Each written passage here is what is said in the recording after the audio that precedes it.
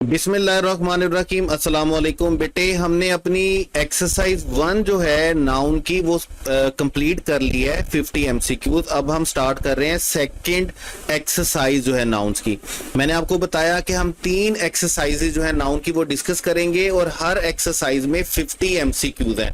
तो इसका मतलब ये है कि हम 150 एमसीक्यूज जो है वो नाउन के डिस्कस करेंगे बड़ी डिटेल के साथ। और एक और बात, एक बेटी ने मैसेज किया था कि सर आप ना ये हमारे साथ शेयर कर दिया करें एमसीक्यूज। तो बेटे उसमें ऐसा है कि अभी कोई ऐसा प्लेटफॉर्म मेरे पास नहीं अवेलेबल जिससे मैं आपको ये शेयर कर सकूं। तो आप उसके लिए ये कर सकते हैं कि आप मुझे मेरे व्हाट्सएप नंबर पे मैसेज करें। जिस तरह मैंने आपको वोकैब के नोट्स जो हैं वो शेयर किए हैं, जिन जिन स्टूडेंट्स को चाहिए थे उन्होंने मैसेज करके मेरे से ले लिए हैं, मैंने उनको फॉरवर्ड कर दिए हैं। इसी तरह जो बच्चे ये डिस्कशन लेने से पहले इन एमसीक्यूज को सॉल्व करना चाहते हैं, और बेहतरीन तरीका भी यही होता है कि आप एमसीक्यूज को डिस्कस करने से पहले उनको खुद सॉल्व करें। और वक्त की बचत के लिए सिर्फ उन्हीं एमसीक्यूज की डिस्कशन देखें जो आपके मतलब जिनमें आपको डाउट है और जो आप समझते हैं कि आपको रूल समझ में नहीं आ रहा या आप रूल उस पर अप्लाई नहीं कर पा रहे। तो अगर कोई स्टूडेंट डिस्कशन से पहले इन एमसीक्यूज को प्रैक्टिस करना चाहता है तो बेटे मेरे व्हाट्सएप नंबर पे मैसेज करें और आप इसकी एक्सरसाइज आपको मैं सेंड कर दूंगा। तो चलते हैं हमारे पास एक्सरसाइज 2 में, और हम इस वीडियो में 25 एमसीक्यूज जो हैं वो एक्सरसाइज 2 के वो डिस्कस करेंगे। क्वेश्चन नंबर 1 है मैनी आर फेमस। अब ये एक्सप्रेशन हम पढ़ चुके मैनी के साथ। मैनी के साथ अगर आपको याद हो, मैंने क्वांटिफायर के रूल में आपको 3 एक्सप्रेशन लिखवाए थे। मैंने आपसे कहा था मैनी के साथ प्लूरल नाउन लिखना है आपने, और इसको आपने ट्रीट भी किसके तौर पर करना है बेटे, प्लूरल के तौर पर ट्रीट करना है। जैसे हम बोलेंगे मैनी स्टूडेंट नहीं होगा, बल्कि क्या होगा, मैनी स्टूडेंट्स होगा और साथ आर आएगा। दूसरा एक्सप्रेशन हमारे पास था कि आपने मैनी के साथ जब इनडेफिनेट आ लगाना है तो इसके साथ आने वाला नाउन क्या होना चाहिए, सिंगुलर, और सिंगुलर नाउन होने के साथ साथ आपने इसको ट्रीट भी किसके तौर पर करना है बेटे, सिंगुलर के तौर पे करना है। और तीसरा हमारे पास क्या था कि आपके पास एक्सप्रेशन हो सकता है आ गुड मैनी या आ ग्रेट मैनी, और जब आपके पास आ गुड या आ ग्रेट मैनी हो तो अगेन आपने इसके साथ प्लूरल नाउन लिखना है और आपने इसको ट्रीट भी किसके तौर पर करना है बेटे, प्लूरल के तौर पर ट्रीट करना है। ये 3 स्ट्रक्चर्स आपने याद रखने हैं किसके लिए, मैनी के साथ। मैनी स्टूडेंट्स आर होगा, मैनी आ स्टूडेंट इज होगा, और आ गुड या आ ग्रेट मैनी स्टूडेंट्स आर होगा। तो यहां पर चूंकि मैनी आ लिखा हुआ है तो इसका मतलब हम पॉप स्टार्स नहीं लिखेंगे, बल्कि क्या लिखेंगे, पॉप स्टार। और पॉप स्टार हैव नहीं लिखेंगे, बल्कि क्या लिखेंगे, हैज। तो हमारा करेक्ट ऑप्शन बेटे कौन सा चलेगा, हमारा करेक्ट ऑप्शन चलेगा बीटा, जहां पर हमें मैनी आ की वजह से नाउन भी कौन सा लिखना है, हमें नाउन भी कौन सा लिखना है, सिंगुलर, और हमें क्या करना है, नाउन भी हमें सिंगुलर लिखना है। और नंबर 2 पे हमने क्या करना है कि मैनी आ की वजह से नाउन भी सिंगुलर लिखना है और इसको ट्रीट भी किसके तौर पर करना है, सिंगुलर के तौर पे। तो हमारा करेक्ट ऑप्शन बेटे कौन सा चलेगा, बीटा। उसके बाद है हमारे पास क्वेश्चन नंबर 2। क्वेश्चन नंबर 2 है he puts on the kettle with dash water. अब पहली बात है कि वाटर हमारे पास कौन सा नाउन है, वाटर हमारे पास है अनकाउंटेबल नाउन। जब वाटर हमारे पास अनकाउंटेबल नाउन है तो हम इसके लिए क्वांटिफायर भी अनकाउंटेबल ही यूज करेंगे। इसका मतलब हम वाटर के लिए फ्यू या आ फ्यू का क्वांटिफायर तो यूज कर ही नहीं सकते हैं। दूसरी बात यह है कि लिटल में आपने 3 एक्सप्रेशन पढ़े, फ्यू में भी इसी तरह हमने 3 पढ़े थे, फ्यू, आ फ्यू और दा फ्यू। लिटल में भी हमने 3 पढ़े हैं, लिटल, आ लिटल और दा लिटल। जब भी आप नेगेटिव बात करेंगे, नियर टू नथिंग की बात करेंगे, ना होने के बराबर बात करेंगे, तो ऐसी सूरत में बेटे आप क्या लिखेंगे, लिटल। और जब आप एफर्मेटिवली बात करेंगे, जब आप बात करेंगे थोड़ी सी मिकदार की, तो देन आप कौन सा वर्ड यूज करेंगे, आ लिटल पॉजिटिवली। और जब आप स्पेसिफाई करना चाह रहे होंगे तो स्पेसिफाई करने के लिए आपने याद रखना है, आप स्पेसिफाई करने के लिए क्या वर्ड यूज करेंगे, द लिटल यूज करेंगे। तो he puts on the kettle with dash water in it, उसने जो देगची है उसमें थोड़ा सा पानी रखा है चूल्हे के ऊपर। तो ऐसी सूरत में जब आप थोड़े से पानी की बात कर रहे हैं तो आपको कौन सा वर्ड यूज करना होगा, आ लिटल पॉजिटिवली। अगर हम बोलेंगे ना लिटल वाटर, तो इसका मतलब उसने देगची में कुछ रखा ही नहीं है उसके ऊपर। तो करेक्ट ऑप्शन बेटे हमारे पास कौन सा होगा, करेक्ट ऑप्शन हमारे पास होगा डेल्टा। उसके बाद है हमारे पास I have never seen dash wealth. अब देखिए मैंने आपको एक बात बोली है कि जब आप एंट्री टेस्ट के लिए क्या करते हैं, जब आप एंट्री टेस्ट के लिए बेटे नाउन्स पढ़ते हैं ना, तो आपने याद रखना है आप नाउन्स को पढ़ रहे होते हैं नंबर 1 ये देखने के लिए कि आपको ये बात समझ में आ जाए कि नाउन और वर्ब में क्या डिफरेंस होता है। नंबर 2 आपको क्या बताना होता है, आपको क्वांटिफायर समझ में आने चाहिए कि आपने क्वांटिफायर कौन सा यूज करना है। नंबर 3 आपको क्या समझ आना चाहिए कि आपने कौन से नाउन को सिंगुलर ट्रीट करना है और कौन से नाउन को प्लूरल। और नंबर 4 में जो हम नाउन्स पढ़ते हैं इंग्लिश में वो किस लिए पढ़ते हैं, ताकि हमें आर्टिकल का रूल समझ में आ जाए, हमें आर्टिकल समझ में आ जाए। आर्टिकल विदाउट नाउन समझ नहीं आता। तो याद रखिएगा वेल्थ हमारे पास बेटे कौन सा नाउन है, वेल्थ हमारे पास है अनकाउंटेबल नाउन। जब अनकाउंटेबल नाउन है वेल्थ हमारे पास, तो इसका क्या मतलब है कि हम इसके लिए मैनी का वर्ड या नंबर का वर्ड तो यूज ही नहीं कर सकते। दूसरी बात है हमारे पास सेंटेंस है आई have never scene so amount wealth. अब अगर हम सो अमाउंट वेल्थ लिखते हैं तो ये किसी सूरत भी साउंड ही करेक्ट नहीं करता, ट्रांसलेशन तो बड़ी दूर की बात है। तो इसका मतलब हमारा अमाउंट भी करेक्ट ऑप्शन नहीं हो सकता। हमारा करेक्ट ऑप्शन बेटे कौन सा होगा, अल्फा। जब हम बोलेंगे कि आई have never scene so much wealth, uncountable noun के लिए हमें क्या लिखना होता है, मच लिखना होता है। उसके बाद है हमारे पास question number 4, she had dash that. आप देखिए नाउन हमारे पास क्या लिखा हुआ है, नाउन है हमारे पास प्रॉब्लम। अब प्रॉब्लम कौन सा नाउन है, प्रॉब्लम है हमारे पास बेटे काउंटेबल नाउन। अब जब प्रॉब्लम काउंटेबल नाउन है तो इसका मतलब हम काउंटेबल नाउन के साथ मच का वर्ड यूज नहीं कर सकते। इसका मतलब हमारा अल्फा और चार्ली ऑप्शन क्या है, गलत। और उसके बाद आप देख रहे होंगे कि हमारे पास क्वांटिफायर क्या लिखा हुआ है, मैनी। और आप जानते हैं कि जहां पर भी अभी हम क्वेश्चन नंबर 1 में भी बात करके आए हैं कि मैनी के साथ आने वाला नाउन क्या होना चाहिए, मैनी के साथ आने वाला नाउन क्या होना चाहिए बेटे, प्लूरल होना चाहिए। तो हम मैनी प्रॉब्लम नहीं लिखेंगे बल्कि क्या लिखेंगे, मैनी प्रॉब्लम्स। और इसका मतलब क्या होगा कि हमारा करेक्ट ऑप्शन कौन सा है बेटे, हमारा करेक्ट ऑप्शन है बीटा। तो अगेन वही बात है कि आपको पहचानना है कि काउंटेबल नाउन कौन सा है, अनकाउंटेबल नाउन कौन सा है, इसको सिंगुलर कब ट्रीट करना है, प्लूरल कब ट्रीट करना है। हमें नाउन चाहिए सेंटेंस में या वर्ब चाहिए, ये 3-4 ही बेसिक बातें हैं जिसके लिए हम पूरे का पूरा नाउन जो है वो पढ़ते हैं। उसके बाद है क्वेश्चन 5, अ लॉट ऑफ। जब अ लॉट ऑफ आ गया तो इसका मतलब इसके बाद आने वाला काउंटेबल नाउन हमारे पास क्या होगा, प्लूरल। और हमने उसको ट्रीट भी किसके तौर पर करना है बेटे, प्लूरल के तौर पे करना है। तो अ लॉट ऑफ स्टूडेंट नहीं हो सकता, इसका मतलब हमारा बीटा ऑप्शन स्टूडेंट की वजह से क्या होगा, गलत। उसके बाद आप देख रहे होंगे कि अल्फा और चार्ली में क्या लिखा हुआ है, सफर्स। अब सफर्स तब हो सकता था जब हमारा सब्जेक्ट क्या होता, सिंगुलर।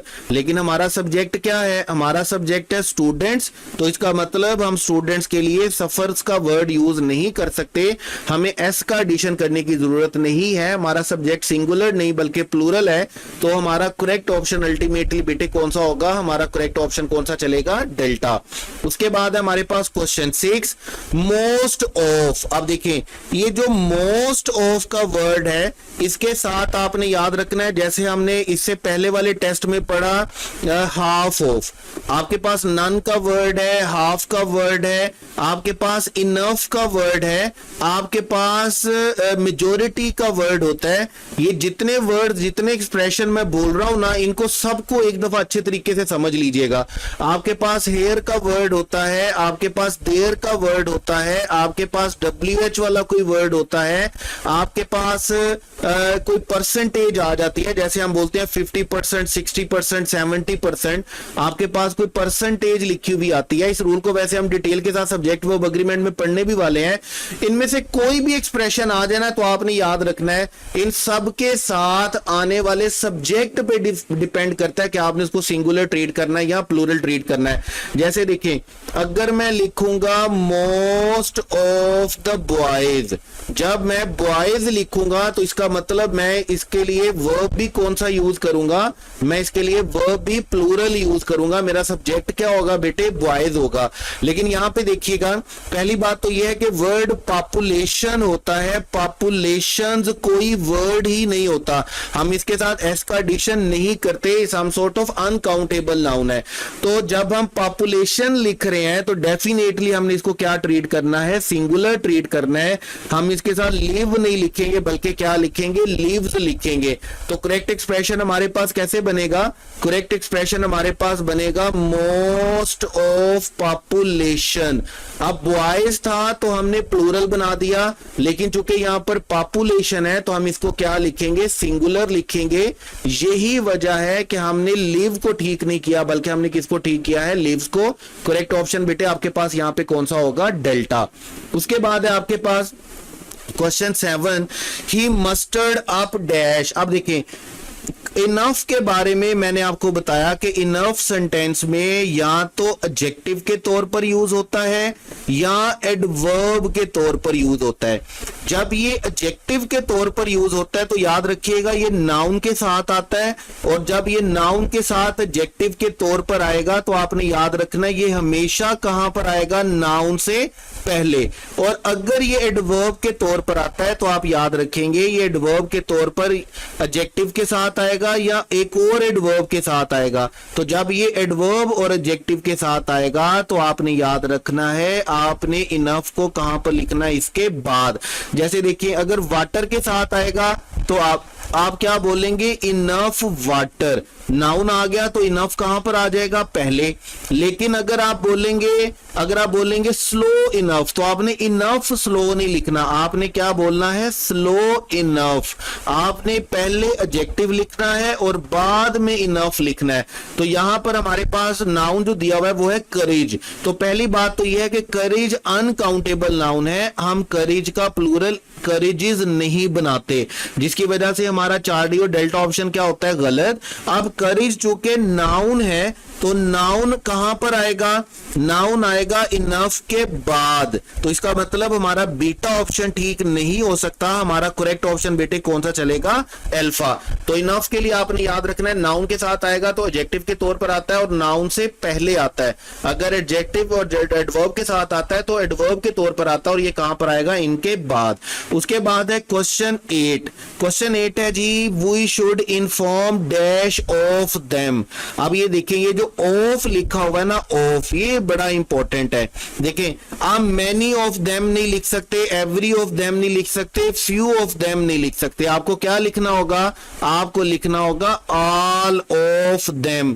मैनी के बारे में 3 एक्सप्रेशन आपने पढ़े कि हम मैनी के साथ क्या लिखते हैं, प्लूरल नाउन लिखते हैं, या मैनी आ के साथ सिंगुलर नाउन लिखते हैं, या a great many, good many के साथ हम क्या लिखते हैं, सिंगुलर लिखते हैं।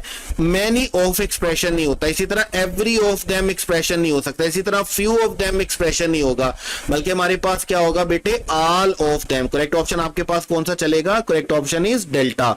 उसके बाद आपके पास question 9, dash of the candidates. अब यहां पर भी देखिएगा, पहली बात तो यह इनफ ऑफ द कैंडिडेट्स नहीं होगा और फ्यूअर ऑफ द कैंडिडेट्स नहीं होगा। ये दो एक्सप्रेशन इंग्लिश में एग्जिस्ट नहीं कर सकते।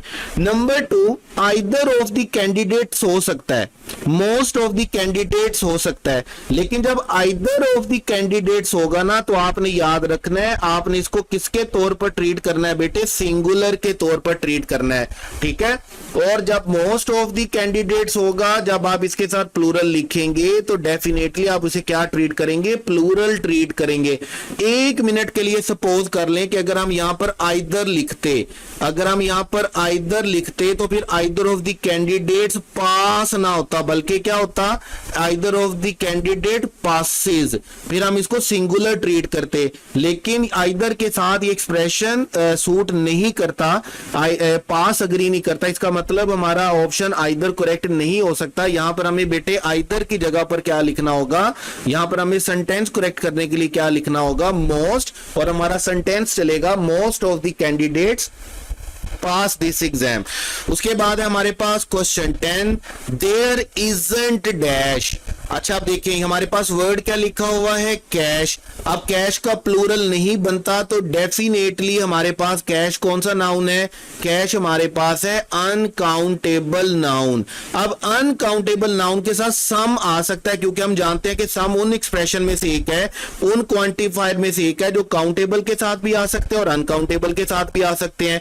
लेकिन आप जानते हैं कि अगर आपका सेंटेंस नेगेटिव हो, अगर आपका सेंटेंस बेटे क्या हो, आपका सेंटेंस नेगेटिव हो, तो ऐसी सूरत में आप सम यूज नहीं करते, बल्कि आप सम की जगह पर क्या यूज करते हैं, एनी यूज करते हैं।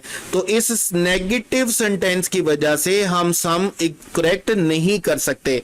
उसके बाद है मैनी, और मैनी यूज होता है किसके लिए बेटे, काउंटेबल नाउन के लिए। मोड तो कोई वर्ड ही नहीं होता हमारे पास, तो करेक्ट ऑप्शन हमारे पास कौन सा चलेगा, मच। मच चूंकि हम अनकाउंटेबल नाउन के लिए यूज करते हैं और कैश अनकाउंटेबल है, तो मच का वर्ड अग्री करता है किसके साथ, मच का क्वांटिफायर अग्री करता है बेटे किसके साथ, कैश के साथ। उसके बाद है क्वेश्चन हमारे पास क्वेश्चन 9, और क्वेश्चन 9 में है quantum mechanics. Quantum mechanics dash study of. जब स्टडी ऑफ लिखा हुआ है तो डेफिनेटली हम quantum mechanic are the study of नहीं लिखेंगे, बल्कि हम क्या लिखेंगे, इज द स्टडी। अब इज तो हमने जस्टिफाई कर लिया। अब अगली बात है कि एक में डेफिनेट आर्टिकल लिखा हुआ है, दूसरे में डेफिनेट आर्टिकल नहीं लिखा हुआ। तो आपने याद रखना है, जब ऑफ आ जाता है ना, ये पेयर याद रखिएगा, जब भी आपके पास सेंटेंस में नाउन के बाद ऑफ आ जाए और अगेन उसके बाद नाउन लिखा हुआ हो, तो फिर हम पे फर्ज हो जाता है कि हमने फर्स्ट वाले नाउन से पहले क्या लिखना है, डेफिनेट आर्टिकल लिखना है। जैसे यहां पर आप देखेंगे नाउन 1 क्या लिखा हुआ है, स्टडी। नाउन 2 क्या लिखा हुआ है, द वे। तो नाउन 1 से पहले हमने डेफिनेट आर्टिकल लिखना है, इसलिए हमारा करेक्ट ऑप्शन चार्ली नहीं होगा, बल्कि हमारा करेक्ट ऑप्शन बेटे कौन सा चलेगा, अल्फा। ये कॉम्बिनेशन याद रखिएगा, जब भी दो नाउन को ऑफ के साथ कंबाइन किया गया होगा तो आपने याद रखना है, आपने फर्स्ट वन से पहले क्या लिखना है, डेफिनेट आर्टिकल लिखना है। उसके बाद है बेटे आपके पास द पुलिस। पुलिस को हमने हमेशा हमेशा क्या ट्रीट करना है, प्लूरल ट्रीट करना है। लेकिन मैं आपको साथ साथ ये भी बताता रहता हूं कि अगर फर्ज करें पुलिस की जगह पर वर्ड पुलिस डिपार्टमेंट लिखा हुआ हो, या पुलिस की जगह पर पुलिस को स्पेसिफाई कर दिया जाए, जैसे बोल दिया जाए पंजाब पुलिस, तो ऐसी सूरत में आपने याद रखना है, ऐसी सूरत में फिर आपने इसको प्लूरल ट्रीट नहीं करना। ऐसी सूरत में आपने बेटे इसको क्या ट्रीट करना है, सिंगुलर ट्रीट करना है। अगर जस्ट पुलिस लिखा गया होगा तो डेफिनेटली आप उसे क्या ट्रीट करेंगे, प्लूरल ट्रीट करेंगे। तो इसका मतलब इज के साथ जो हमारा बीटा और अल्फा है, दोनों ऑप्शन क्या होते हैं, गलत। उसके बाद है the police dash, police are pursuing dash escaped prisoner. आप देखें इंडेफिनेट आर्टिकल आना है या नहीं आना, ये फैसला किस पर होगा, ये फैसला होगा नाउन पर। आप नाउन को देखिए कि क्या नाउन आपकी 3 कंडीशंस को पूरा कर रहा है। नंबर 1, मैंने आपको क्या 3 कंडीशंस बताई थी, मैंने आपसे कहा था कि आपका नाउन क्या होना चाहिए, आपका नाउन होना चाहिए कॉमन। कॉमन होने के साथ साथ आपका नाउन क्या होना चाहिए, काउंटेबल। और काउंटेबल होने के साथ साथ आपका नाउन बेटे क्या होना चाहिए, सिंगुलर। जब आपका नाउन ये 3 कंडीशंस को पूरा करता है तो आपने याद रखना है, आपने उससे पहले इंडेफिनिट आर्टिकल लिखना होता है। तो यहां पर एस्केप्ड से पहले हमें क्या लिखना है, एन, क्योंकि जब एस्केप्ड को हम देखेंगे तो ये वॉवल साउंड है, और हमें वॉवल साउंड का कैसे पता चलता है कि हम इसकी प्रोनाउंसिएशन को उर्दू में लिख लेते हैं। जब भी कोई वर्ड की प्रोनाउंसिएशन आप उर्दू में लिखेंगे और वो अलिफ से या अलिफ मद्दा से स्टार्ट होगी, तो आपने याद रखना है, आपने उससे पहले एन लिखना है, वो वावल साउंड होगा, और अगर ऐसा नहीं है तो फिर आपने कॉन्सोनेंट साउंड की वजह से ए लिखना है। वैसे ये हम ए और एन वाला रूल आर्टिकल में इंशाल्लाह ताला बड़ी डिटेल के साथ जाकर पढ़ने वाले हैं। बहरहाल यहां के लिए हमारे पास करेक्ट ऑप्शन बेटे कौन सा चलेगा, यहां पर हमारे पास करेक्ट ऑप्शन चलेगा चार्ली। नो आर्टिकल की वजह से हमारा डेल्टा ऑप्शन क्या होगा, गलत। उसके बाद हमारे पास क्वेश्चन 13, और क्वेश्चन 13 हमें क्या कहता है जी, 700। अब पहली बात याद रखिएगा, जब आपने तादाद लिखी हुई होती है ना, नंबर लिखा हुआ होता है, ये जितने वर्ड्स हैं ना आपके पास, जितने वर्ड्स हैं, जैसे आपके पास वर्ड है 100, आपके पास वर्ड है 1000, आपके पास वर्ड है मिलियन, आपके पास वर्ड है बिलियन, और एक और वर्ड भी इनके साथ याद रखिएगा, आपके पास जैसे ट्रिलियन का वर्ड भी होता है, या आपके पास वर्ड होता है डजन। ये सारे वर्ड के ऊपर सेम रूल अप्लाई क्या होगा कि अगर आपने इनसे पहले कोई नंबर लिखा हुआ है तो आपने इसके साथ एस का एडिशन नहीं करना होता। लेकिन अगर आपने इनके बाद ऑफ लिखा हुआ है, इससे पहले कोई नंबर नहीं लिखा हुआ, तो फिर आपने इसके साथ एस का एडिशन करना है। जैसे देखिए मैं बोलूंगा 2000, तो अगर मैं 2000 बोलूंगा तो ये बात गलत हो जाएगी।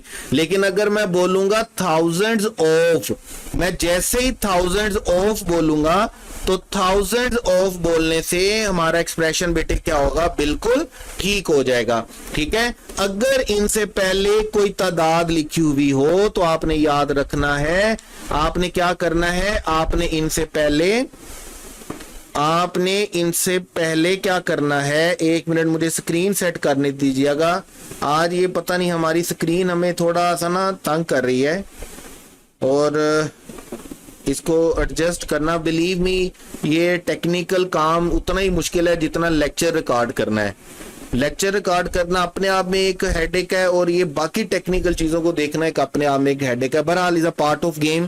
तो वापस आते हैं, अगर मैं बोलूंगा 2000, तो जैसे ही मैं 2 लिखूंगा ना, तो 2 के साथ मुझे एस का एडिशन नहीं करना। लेकिन अगर मैं बोलूंगा thousands ऑफ, तो मैं जैसे ही thousands ऑफ बोलूंगा तो फिर ये एक्सप्रेशन बिल्कुल ठीक होगा, फिर मुझे एस का एडिशन करना होगा ऑफ की वजह से, और इससे पहले कोई नंबर ना होने की वजह से। तो जब 7 लिखा हुआ है तो इसका मतलब है हम हंड्रेड्स का वर्ड यूज नहीं कर सकते, जिसकी वजह से हमारा अल्फा और चार्ली ऑप्शन बेटे क्या होगा, गलत। दूसरी बात क्या है कि 700 माइल्स डैश। अब मैं आपको हमेशा कहता हूं कि इनडेफिनेट आर्टिकल जहां पर भी लिखा हुआ हो, ये हमें खुद बता रहा होता है कि इनडेफिनेट आर्टिकल के मुझे क्या ट्रीट करना है, मैं क्या ट्रीट करना चाह रहा हूं, अपने आप को सिंगुलर ट्रीट करना चाह रहा हूं। तो 700 माइल्स आर नहीं हो सकता, बल्कि क्या होगा, इज। तो करेक्ट ऑप्शन बेटे हमारे पास कौन सा चलेगा, बीटा। उसके बाद हमारे पास है 14। अब देखें ये चारों ऑप्शन को हम 1 by 1 करके देखेंगे। जैसे नंबर 1 अल्फा देखिएगा, अल्फा में अगर डजन ऑफ लिखा हुआ है ना, तो ऑफ की वजह से हमें डजन नहीं लिखना, बल्कि हमें क्या लिखना चाहिए था, डजन्स ऑफ। मैंने अभी आपको बताया कि 100, 1000, मिलियन, बिलियन, ट्रिलियन, डजन, ये वो वर्ड्स हैं। अगर ये इनके साथ ऑफ आता है तो फिर हमने इनके साथ क्या एडिशन करना होता है, एस का एडिशन करना होता है। उसके बाद देखें जब आ डजन आ गया ना, आ डजन, तो फिर हमें ऑफ का प्रेपोजिशन लिखने की जरूरत नहीं है। आप ऐसा नहीं बोलेंगे he bought a dozen of chopstick, आपको क्या बोलना होगा, he bought a dozen chopsticks. ठीक है, उसके बाद चार्ली पर आ जाएं, तो चार्ली में जब आपने डजन्स ऑफ लिख दिया, प्लूरल लिखा हुआ है, तो ऐसी सूरत में इनडेफिनेट आर्टिकल अग्री नहीं करता डजन्स के साथ। आ डजन्स पॉसिबल ही नहीं है, नंबर में अग्री नहीं करता। इनडेफिनेट आर्टिकल के लिए सिंगुलर होना जरूरी है, जबकि डजन्स किस में लिखा हुआ है, प्लूरल में। तो चार्ली ऑप्शन भी हमारा गलत है। करेक्ट ऑप्शन बेटे हमारे पास कौन सा चलेगा, करेक्ट ऑप्शन हमारे पास कौन सा चलेगा? करेक्ट ऑप्शन में अगर आप देखेंगे तो डेल्टा में लिखा हुआ है डजन्स। अच्छा, इस क्वेश्चन में थोड़ा सा एरर है, इसको ठीक कर लीजिएगा। ये डजन्स नहीं होगा बल्कि क्या होगा? डजन्स ऑफ होगा, ठीक है। और अगर आप इसको ठीक नहीं करते, आप पहली वाली ऑप्शन में से अगर स्ट्रिक्ट रहते हैं कि सर हमें पहली वाली 4 ऑप्शन में से किसी को ठीक करना है, तो फिर पहले वाली 4 ऑप्शन में से हम बेहतर तस्वर करेंगे किसको? डजन ऑफ को। फिर हम सेंटेंस में लिखेंगे, क्योंकि हमारी मजबूरी है, हमारे पास कोई 5वीं ऑप्शन नहीं है, हम इन्हीं 4 ऑप्शन में से अगर चूज करना चाहेंगे तो हम लिखेंगे he bought a dozen of chopsticks, लेकिन ये होना अ डजन चॉपस्टिक चाहिए। बेहतर यही है कि हम इसका करेक्ट ऑप्शन कैसे बनाएंगे? डजन्स ऑफ करके बनाएंगे या आ डजन चॉपस्टिक बनाएंगे। तो ये फॉल्टी सेंटेंस है, इसको बोदर ना कीजिएगा, इग्नोर कर दीजिएगा। उसके बाद है शी टेक या शी टेक्स। तो पहली बात है, शी चूंकि सिंगुलर है, तो सिंगुलर के साथ जब हम फर्स्ट फॉर्म लिखते हैं तो हमें उसके साथ क्या करना होता है? एस या ईएस का एडिशन करना होता है। यही वजह कि टेक की वजह से हमारा एल्फा और चार्ली ऑप्शन क्या होगा? गलत। और उससे अगली बात क्या है कि मैं आपको पहले भी बता चुका कि पेन वर्ड हमारे पास होता है एस के बगैर और एस के साथ। जब एस के बगैर लिखते हैं तो इसका मतलब होता है फीलिंग, इसका मतलब होता है डिजीज, जिसको हम बोलते हैं सर दर्द, पांव दर्द, बाजू दर्द। और जब आप बोलेंगे पेन्स तो इसका मतलब आपके पास बेटे क्या होता है? इसका मतलब आपके पास होता है हार्डशिप्स, इसका मतलब होता है डिफिकल्टीज, स्ट्रगल, जो कष्ट आप उठाते हैं कोई काम करने में, उसको हम क्या बोलते हैं? पेन्स बोलते हैं। तो यहां पर शी की वजह से टेक्स आएगा और पेन नहीं आएगा, बल्कि क्या आएगा? हमारे पास पेन्स आएगा, क्योंकि काम के लिए लिया गया हार्डशिप, डिफिकल्टी क्या होगी? पेन्स होगी। तो करेक्ट ऑप्शन बेटे हमारे पास कौन सा चलेगा? Correct option is delta. उसके बाद है बेटे हमारे पास क्वेश्चन 16। अब क्वेश्चन 16 में हमारे पास है ऑल हिज, और ऑल आप समझते हैं कि ऑल के बाद आने वाला नाउन हमारे पास क्या होना चाहिए? प्लूरल। अब जब प्लूरल होना चाहिए तो हम सिस्टर इन लॉ का जब प्लूरल बनाएंगे तो आप चार्ली ऑप्शन देखेंगे, चार्ली ऑप्शन तो वैसे ही सिंगुलर लिखा हुआ है तो गलत हो जाएगा। अल्फा और बीटा में एस का एडिशन जो लाज के साथ किया गया है वो किसी सूरत भी एक्सेप्टेबल नहीं है। देखिए, ये जो इस तरह के वर्ड से कंपाउंड नाउन में मैंने आपको बताया, आपने 2 रूल्स याद रखने हैं। अगर आप इनका प्लूरल बनाना चाहेंगे तो आपने एस का एडिशन करना है प्रिंसिपल वर्ड के साथ। प्रिंसिपल वर्ड का मतलब क्या है कि यहां पर प्रिंसिपल वर्ड आपके पास कौन सा होगा? यहां पर प्रिंसिपल वर्ड आपके पास होगा sister in law. Sister in law में आपका प्रिंसिपल वर्ड होगा सिस्टर, और प्लूरल बनाने के लिए आप बनाएंगे सिस्टर्स इन लॉ, जैसे आपके पास डेल्टा में लिखा हुआ है। और अगर आप इसकी पोजेशन बताना चाहेंगे तो पोजेशन बताने के लिए हमने क्या करना होता है? हमने एपोस्ट्रोफी एस लिखना होता है। कहां पर? वर्ड के एंड पर। यानी कि अगर मुझे सिस्टर इन लॉ की पोजेशन बतानी होती तो मैं सिस्टर इन लॉ की पोजेशन किस तरह बताता? मैं एपोस्ट्रोफी एस लगाता कहां पर? लास्ट में। तो यहां पर हमें एक ऑल की वजह से चूंकि प्लूरल नाउन चाहिए, और प्लूरल नाउन क्या किया हुआ है? सिस्टर इन लॉ का प्लूरल क्या बनाया गया है? Sisters in law. तो करेक्ट ऑप्शन हमारे पास बेटे कौन सा चलेगा? डेल्टा। उसके बाद हमारे पास क्वेश्चन 17। देखिए, याद रखिएगा, बड़ा सिंपल सा रूल है। जब भी आप 2 नाउन को किसी भी प्रेपोजिशन के साथ कंबाइन करेंगे तो आपने याद रखना है दोनों नाउन आपके पास क्या होने चाहिए? सिंगुलर होने चाहिए। जैसे आप बोलते हैं ईयर बाय ईयर, इसी तरह आप बोलेंगे डे बाय डे। ये डेज बाय डेज नहीं होगा, बल्कि क्या होगा? Day by day. पहली बात। दूसरी बात, हमारा नाउन है वाटर ड्रॉपिंग। वाटर ड्रॉपिंग मतलब हमने इसको क्या ट्रीट करना है? सिंगुलर। जब सिंगुलर ट्रीट करना है तो वियर नहीं आएगा, बल्कि बेटे क्या आएगा? वियर्स आएगा। तो हमारे पास करेक्ट ऑप्शन कौन सा चलेगा? डेल्टा। क्योंकि हमारा सब्जेक्ट जब सिंगुलर होता है तो हमने फर्स्ट फॉर्म के साथ क्या करना होता है? एस या एस का एडिशन करना होता है अकॉर्डिंग टू प्रेजेंट इंडेफिनिट। उसके बाद है वन ऑफ, और मैंने आपको इससे पहले वाली डिस्कशन में भी बताया कि ये जो वन ऑफ है ना, ये 6 रूल्स हैं हमारे पास वन ऑफ से रिलेटेड, और बड़े इंपॉर्टेंट रूल्स हैं। हमने सब्जेक्ट वर्ब अग्रीमेंट के लेक्चर में इनको बड़ी डिटेल के साथ पढ़ना है, लेकिन यहां पर मैं आपको सिर्फ इतना बता देता हूं कि जब भी आपके पास वन ऑफ होगा तो आपने याद रखना है इसके साथ आने वाला नाउन क्या होना चाहिए, प्लूरल, लेकिन आपने उसको ट्रीट किसके तौर पर करना है, सिंगुलर के तौर पर करना है। जैसे देखें, मैं ऐसा कभी नहीं लिख सकता कि वन ऑफ द बॉय, चूंकि ज्यादा में से एक की बात हो रही है तो इसलिए मुझे क्या लिखना होगा, वन ऑफ द बॉयज। अब वन ऑफ द बॉयज तो मैंने लिख लिया, लेकिन मैं इसको आर नहीं लिख सकता, मुझे इसे क्या लिखना होगा, इज लिखना होगा, मुझे इसे सिंगुलर ट्रीट करना है, याद रखिएगा। तो यहां पर भी वन ऑफ द गैंगस्टर नहीं होगा, तो जिसकी वजह से हमारा चार्ली ऑप्शन क्या होगा, अल्फा ऑप्शन क्या होगा, गलत। और वन ऑफ द गैंगस्टर वर नहीं होगा, बल्कि गैंगस्टर क्या होगा, वाज होगा। तो करेक्ट ऑप्शन बेटे हमारे पास कौन सा चलेगा, करेक्ट ऑप्शन इज डेल्टा। उसके बाद है जी हमारे पास क्वेश्चन 19, और कंपाउंड पोजेशन का बड़ा ही इंपॉर्टेंट क्वेश्चन है। मैं आपको बड़ा जोर दे के कह रहा हूं कि ये रूल अच्छे तरीके से रट लीजिएगा, याद रखिएगा। जब भी आप किसी एक चीज पर दो या दो से ज्यादा की पोजीशन बताते हैं, जैसे अगर आपने बोलना हो ए एंड बी कार, तो आप दो तरह से बोल सकते हैं इसको। या तो आप एपोस्ट्रोफी एस यूज करेंगे बी के साथ सिर्फ, यानी कि लास्ट वाले के साथ, या आप एपोस्ट्रोफी यूज करेंगे दोनों के साथ। अगर आप एपोस्ट्रोफी सिर्फ लास्ट वाले के साथ यूज कर रहे हैं ना, तो फिर आपका नाउन सिंगुलर होगा और ट्रीट भी क्या करेंगे, सिंगुलर। लेकिन अगर आप दोनों के साथ एपोस्ट्रोफी एस यूज कर रहे हैं तो फिर आप कार की जगह पर बेटे क्या लिखेंगे, कार्स, और आपने इसको ट्रीट भी क्या करना है, प्लूरल, क्योंकि इसका मतलब क्या होता है कि ये दो गाड़ियां हैं, एक गाड़ी ए की है और एक गाड़ी किसकी है, बी की। लेकिन अगर आप ए एंड बीज कार बोलेंगे तो इसका मतलब ये एक गाड़ी है, इसका मालिक ए भी है और इसका मालिक कौन है, बी भी है। और मैं आपको दोबारा बताता रहता हूं कि ये रूल सिर्फ दो के लिए नहीं है, ये रूल 3 के लिए, 4 के लिए, 5 के लिए, 6 के लिए भी हो सकता है, 50 के लिए भी हो सकता है। रूल सेम रहेगा, या तो एपोस्ट्रोफी एस लास्ट वाले के साथ आएगा या एपोस्ट्रोफी एस सबके साथ आएगा। अब जरा सेंटेंस में देखिएगा, अल्फा ऑप्शन देखिएगा, राम्स एंड सीता, यहां पर राम के साथ एपोस्ट्रोफी एस यूज किया गया, सीता के साथ एपोस्ट्रोफी एस यूज नहीं किया गया। ये कोई एक्सप्रेशन नहीं है कि सिर्फ आप एपोस्ट्रोफी एस पहले वाले के साथ यूज करेंगे। बीटा ऑप्शन देखिएगा, राम एंड सीताज हाउस, अब एपोस्ट्रोफी एस सिर्फ सेकंड वाले के साथ यूज किया गया है, इसका मतलब ये एक नाउन है जिसका मालिक राम भी है और सीता भी है, इसमें हमें कोई गलती नजर नहीं आती।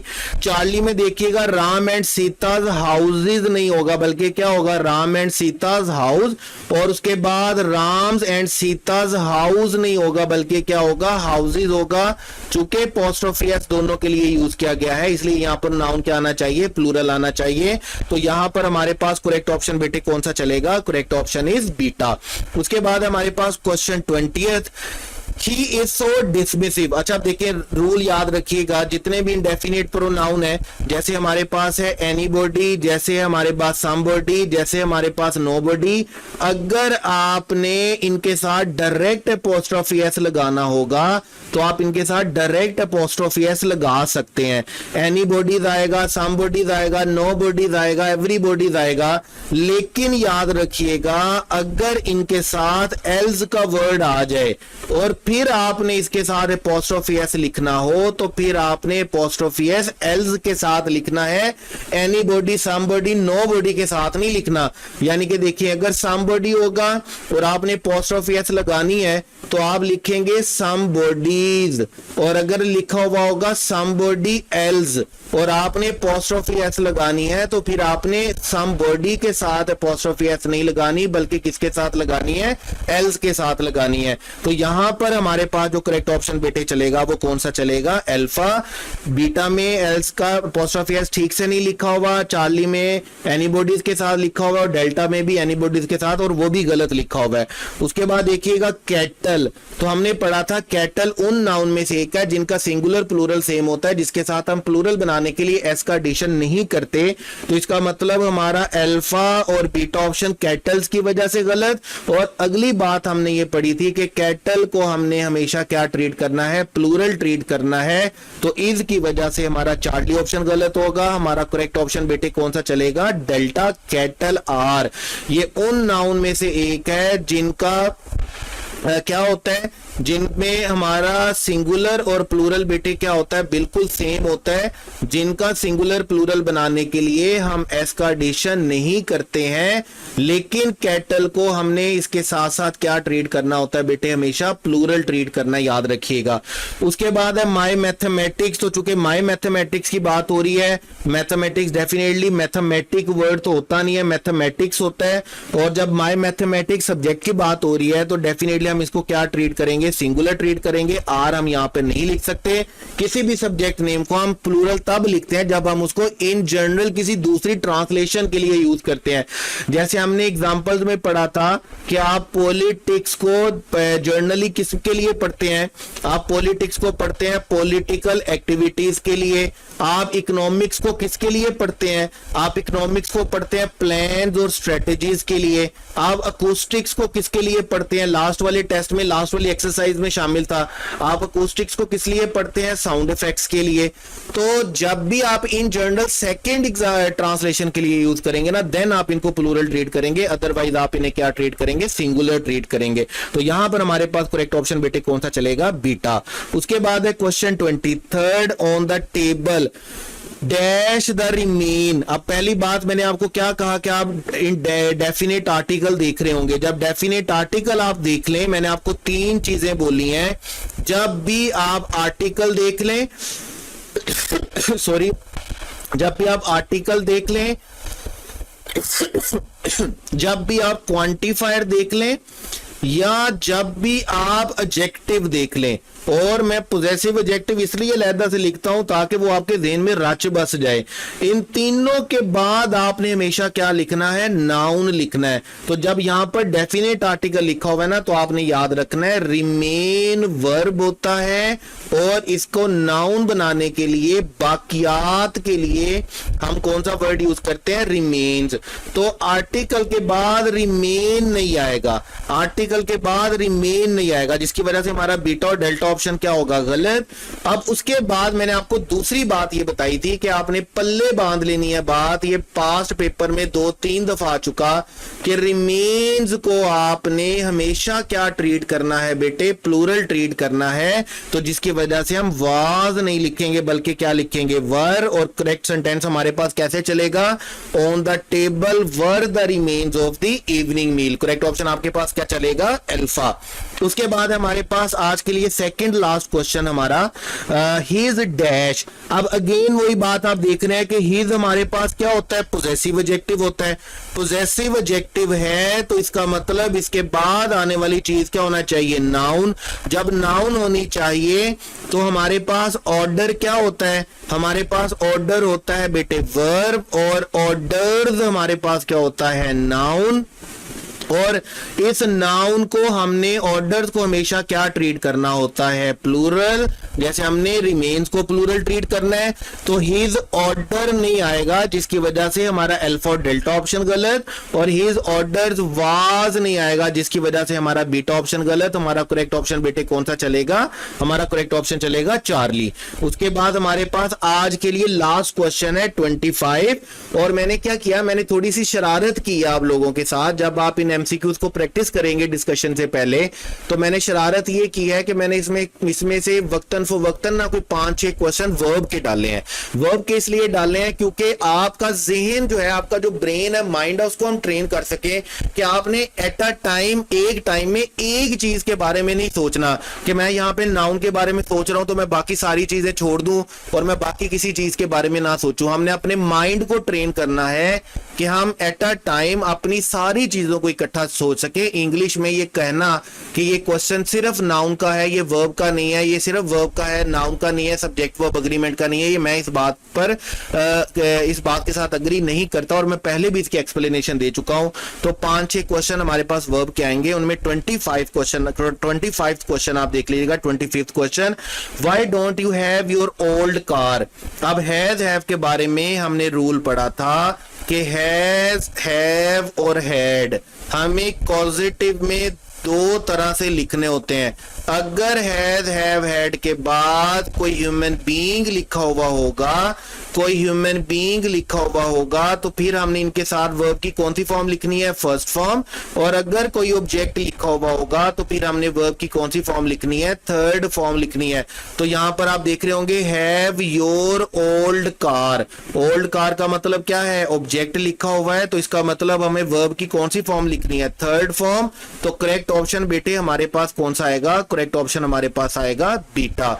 ये थी हमारे पास बेटे एक्सरसाइज 2 प्रैक्टिस टेस्ट 2 हमारे पास नाउन्स के, और इसके पहले 25 क्वेश्चन। हम नेक्स्ट लेक्चर में, नेक्स्ट वीडियो में नेक्स्ट 25 लेक्चर जो एमसीक्यूज हैं उनको क्या करेंगे, डिस्कस करेंगे। और उसके बाद फिर हमारी नाउन एक्सरसाइज 3 जाएगी। उसके हम इसी तरह 2 वीडियोस में 2 लेक्चर्स में फर्स्ट 25 क्वेश्चंस को प्रैक्टिस करेंगे, डिस्कस करेंगे, और उसके बाद सेकंड लेक्चर में 25 एमसीक्यूज को डिस्कस करेंगे। तो बेसिकली ये 6 लेक्चर्स की एक सीरीज बनेगी नाउन प्रैक्टिस की, 6 लेक्चर की एक सीरीज बनेगी नाउन प्रैक्टिस की, जो आपको बड़े अच्छे तरीके से, बड़े समझदार तरीके से पढ़नी है, समझनी है। और आप देख रहे होंगे कि यहाँ पर नाउन का मतलब, नाउन कनेक्टेड है सब्जेक्ट वर्ब अग्रीमेंट के साथ, वर्ब के साथ, और जो चीजें हमें समझनी है, जो पढ़नी है, वो हमें वक्त के साथ साथ जितनी ज्यादा डिस्कशन लेंगे, जितनी ज्यादा प्रैक्टिस करेंगे, वो उतनी ज्यादा पुख्ता होती जाएंगी। और नेक्स्ट लेक्चर के लिए wish you all the best. मेहनत करते रहना है, कोशिश करते रहना है, मौज मस्ती भी साथ साथ करते रहना है, सिर्फ पढ़ाई नहीं करते रहना। ये ना हो कि पढ़ाई करते रहो और चरसी भंगी बन जाओ और दिमाग काम करना छोड़ जाए। दिमाग को कुछ रिलैक्स भी करना है, नींद भी पूरी करनी है, डाइट का भी खास ख्याल रखना है। नेक्स्ट लेक्चर के लिए wish you all the best. Allah Hafiz.